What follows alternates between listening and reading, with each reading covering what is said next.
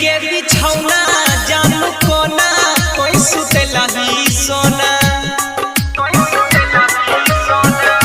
जो खुश रही है भूल गई है या मिलबो कबोना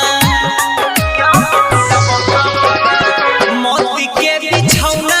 जानू कोना कोई सुतेला ही सोना जो खुश रही है भूल गई है या मिलबो कबोना जी है जिंदगी छोड़ै छियौ जी है जिंदगी छोड़ै छियौ रही है आजादी जो न जो हरम जादी हे जो हरम जादी जो न जो हरम जादी